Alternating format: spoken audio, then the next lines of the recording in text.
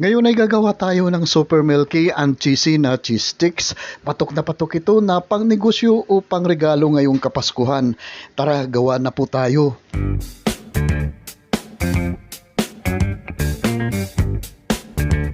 Ito po ang ating mga sangkap: 300 ml na condensed milk, 2 teaspoon na vanilla, 1 teaspoon na baking powder, 1 large na itlog, 1 cup na sugar, 100 grams na butter, 100 grams na cheese. Ibibit muna natin dito ang ating softened butter.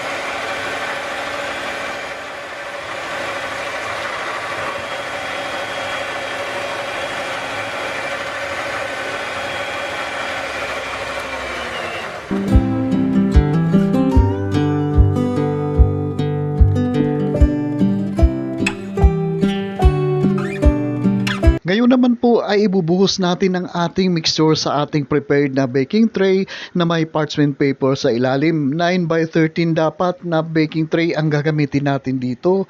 At pagkatapos ay i-flatten lang po natin ito ng pantay ang ating mixture po dito. Sundan nyo na lang po dito sa video kung paano ko po flatten ang ating dough po dito sa ating tray.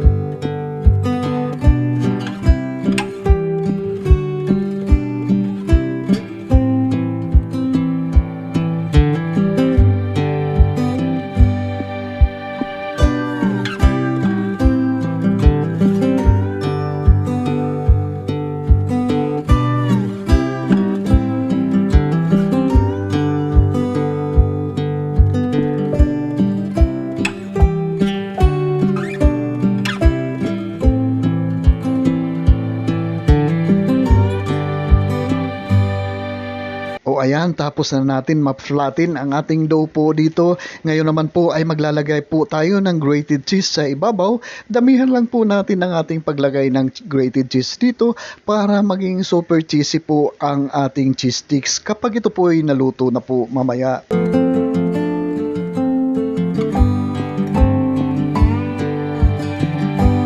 Ayan, nalagyan na natin ng maraming grated cheese sa ibabaw at ibalik naman natin ang cellophane at padaanan natin ng rolling pin para dumikit ang ating cheese dito at hindi matanggal kapag na-bake na po natin ito ng mga 30 minutes po at 200 Celsius na temperature.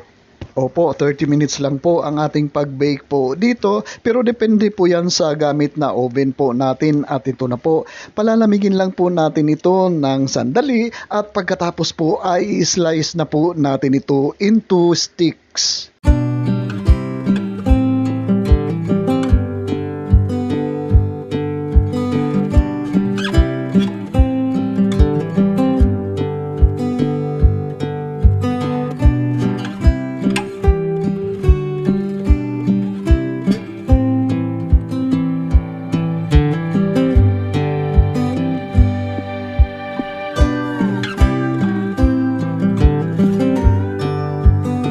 Ganito po kalalaki ang cheese sticks na aking pag-slice at ngayon naman po ay babalutin po natin ito ng cellophane na di kulay po. Kulay green ang napili kong pambalot dito pero depende na po yan kung anong kulay ang gusto nyo po. At habang binabalot po natin ang ating cheese sticks ay special shoutout natin si Miga Lazy Daisy ng Canada. At saka si Christina Atienza ng Caloocan City at saka si Susan de las Alas ng Cavite City.